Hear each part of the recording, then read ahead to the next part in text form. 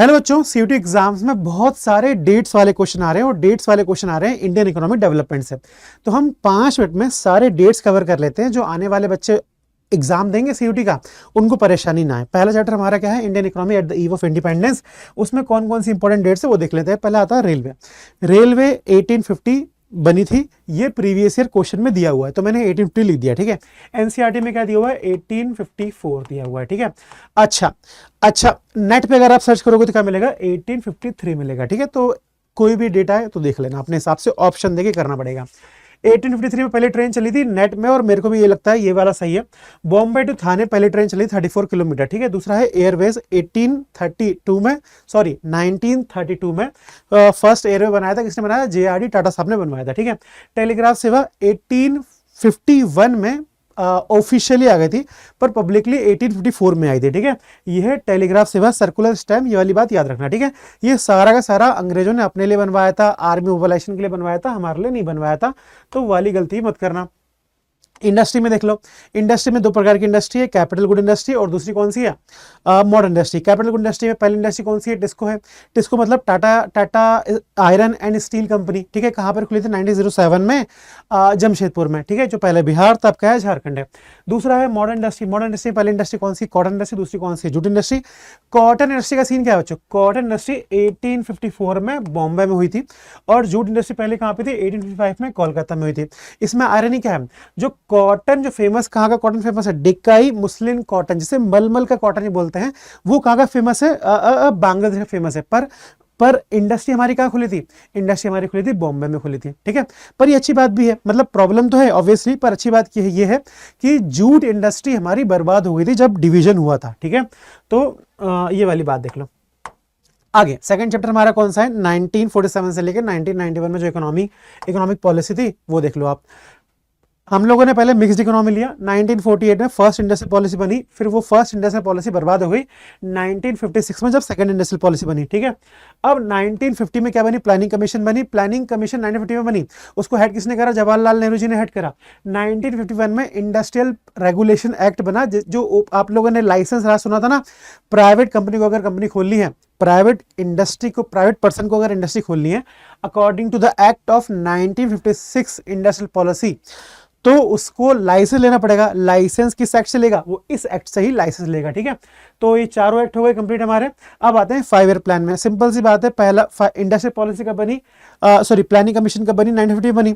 1951 से हमारा 5 year plan शुरू हो गया, 51 से लेकर 56 पहला, 56 से लेकर 61, 5 ईयर का। ठीक है, अब आते हैं ग्रीन रेवोल्यूशन। पहला ग्रीन रेवोल्यूशन मिड 1960 से 1970, दूसरा 1970 से 1980। हीरो कौन थे ग्रीन रेवोल्यूशन के, high yield variety seed. Hero की एंट्री कब हुई, 1966 में हीरो की एंट्री हुई। ठीक है, अंग्रेजों का जो ग्रीन रेवोल्यूशन था, पाकिस्तान का जो ग्रीन रेवोल्यूशन था वो भी 1960 में ही हुआ था। ठीक है, तो इस तरीके से पाकिस्तान वालों का तो बोल के याद नहीं कराऊंगा मैं आपको। अगला है एलपीजी रिफॉर्म 1991। एलपीजी रिफॉर्म में क्या सीन है, देखो एलपीजी रिफॉर्म के बारे में एक बात याद रखना, 1991 में फुल फ्लेज एलपीजी रिफॉर्म हुआ था, फुल फ्लेज, पर लिबरलाइजेशन की शुरुआत 1980 में हो गई थी। ये वाली बात याद रखना, आप लोग गलती कर सकते हो इसमें। ठीक है, एमआरटीपी एक्ट 1969, फिर कंपटीशन एक्ट, एमआरटीपी एक्ट को हटा के कंपटीशन बनाया गया। ठीक है, फिर इंटरनेशनल ऑर्गेनाइजेशन के रिगार्डिंग क्या है, डब्ल्यूटीओ और GATD, general agreement of trade and tariff, world trade organization. ठीक है, ये 1948 में था, इसको फिर अपग्रेड करके क्या बना दिया गया, 1995 में वर्ल्ड ट्रेड ऑर्गेनाइजेशन बना दिया गया। उसके बाद नवरत्ना का क्वेश्चन आता है इसके अंदर। नवरत्ना में याद रखना, नवरत्ना, मिनी रत्ना, महारत्ना, इन दोनों को, नवरत्ना मिनी रत्ना को 1997 में बना दिया गया था, पर महारत्ना, पहली महारत्ना 2010 में बनी थी। ठीक है, ये वाली बात याद रखना, क्योंकि इनमें डिफरेंस है, तीनों चीज हम एक साथ पढ़ते हैं तो हमें ईयर याद नहीं रख पाते हैं, तो ईयर के लिए बात इंपॉर्टेंट है। अगला human capital formation. Human capital formation के रिगार्डिंग कमिटीज का नाम है। 1952 में जब देखा गया था 0.6% एक्सपेंडिचर होता है एजुकेशन में। उसके बाद फिर 1964 में कमिटी बनी, एजुकेशन कमीशन बनी, जिसको हेड कर रहे थे कोठारी साहब, तो कोठारी कमीशन बोलते हैं ना। तो इन्होंने बोला कि 6% ऑफ जीडीपी होना चाहिए एक्सपेंडिचर। वही तपस मजुमदार साहब ने 1999 में 1999 में तपस मजुमदार साहब ने बोला कि होना चाहिए 6% एक्सपेंडिचर होना चाहिए जीडीपी का। अगर ऐसा होगा तो हमारे जो बच्चे 6 साल 14 साल के बच्चे, उन्हें फ्री में एजुकेशन मिल जाएगी। ठीक है, फिर इसके रिगार्डिंग जो फाइनल कानून जो पास हुआ वो 2009 में पास हुआ, राइट टू एजुकेशन एक्ट। ठीक है, आर्टिकल 21A। क्लियर। आते हैं आप चैप्टर 5 में, रूरल डेवलपमेंट। रूरल डेवलपमेंट में आते हैं।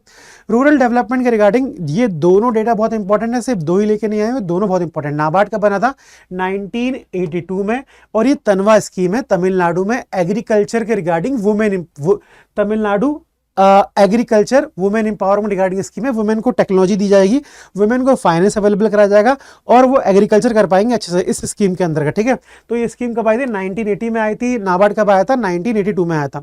अगली स्कीम देख लेते हैं। अगला देख लो, employment information and other issue. ठीक है, एम्प्लॉयमेंट, इसके अंदर देख लो, एम्प्लॉयमेंट 77% मेल एम्प्लॉयड है, 33% फीमेल एम्प्लॉयड है। तीन तरीके हैं, तीन स्टैटिस्टिक्स हैं जो अनएम्प्लॉयमेंट के बारे में बताते हैं। पहला स्टैटिस्टिक्स है general, director general of employment and unemployment, employment and training. पहला जो रिपोर्ट है जो अनएम्प्लॉयमेंट बारे में बताता है। दूसरा है पॉपुलेशन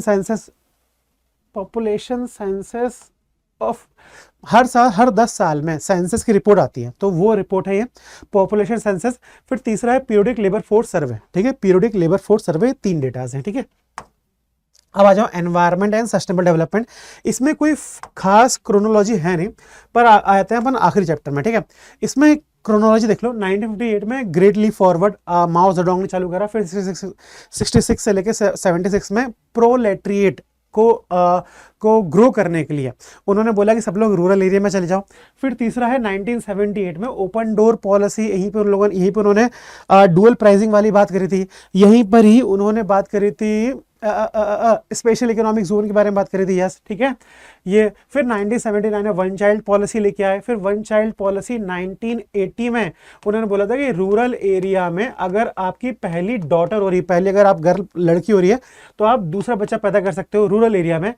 फिर 2016 में बोला था कि वन चाइल्ड पॉलिसी की जगह आप 2 चाइल्ड पॉलिसी भी कर सकते हो। फिर 2021 में इन्होंने पूरा हटा दिया। आते हैं पाकिस्तान में। पाकिस्तान का सीन क्या है? मिड 1960-70 में इन लोगों ने ग्रीन रेवोल्यूशन चालू करा। अर्ली 1970 में इन्होंने पहले पब्लिक सेक्टर इंडस्ट्री को प्रमोट करा, अर्ली 1970 में। फिर लेट 1970 में इन लोगों ने बोला प्राइवेट सेक्टर को हम लोग ग्रो करवाएंगे। ठीक है, फिर 1988 में इन लोगों ने एलपीजी रिफॉर्म करा। ठीक है, ये जो 1978 है ये है चाइना का LPG reform, open door policy. ये क्या है? 1988 पाकिस्तान का एलपीजी रिफॉर्म। ठीक है, तो यहीं तक ही ये कुछ इंपॉर्टेंट डेटाज हैं। अगर आप इसको याद कर लोगे तो आप सारे के सारे एमसीक्यूज कर सकते हो। ठीक है, thank you, have a nice day, bye bye. बच्चों, इसकी पीडीएफ आपको कमेंट सेक्शन में मिल जाएगी। अगर आपको फिर भी परेशानी हो रही है आईडी के रिगार्डिंग, तो आप हमारी वीडियोस देख सकते हो। हमने एक पीडीएफ तैयार करी है ब्रह्मास्त्र, अगर आप वो देख लोगे तो आपको इसके रिगार्डिंग कोई परेशानी नहीं होगी। आप कैसे रीच कर सकते हो ब्रह्मास्त्र में? आप यहाँ पे क्लिक करो, अड्डा 247 जब आप यहाँ पे क्लिक करोगे तब आप इस पर क्लिक करिए, ऑल कोर्सेज पे जाइए। ऑल कोर्सेज पे जब आप जाओगे तो यूजी पीजी एंट्रेंस में क्लिक करिएगा। यहाँ पे सीयूटी कॉमर्स में जब आप क्लिक करेंगे और फिर आप जब ई बुक पे क्लिक करोगे तो आपको यहाँ पे दिखेगी इकोनॉमिक्स का ब्रह्मास्त्र। ठीक है, तो यहाँ पे आपको सारे डॉक्यूमेंट मिल जाएंगे। अगर आपको मैक्रो के रिगार्डिंग परेशानी है तो ये पीडीएफ है, माइक्रो के रिगार्डिंग परेशानी तो ये पीडीएफ है। इंडियन इकोनॉमिक डेवलपमेंट के सारे क्वेश्चन यहाँ सॉल्व हो जाएंगे बच्चों। ठीक है, कोई और परेशानी होगा तो प्लीज कमेंट सेक्शन बताइएगा। Thank you.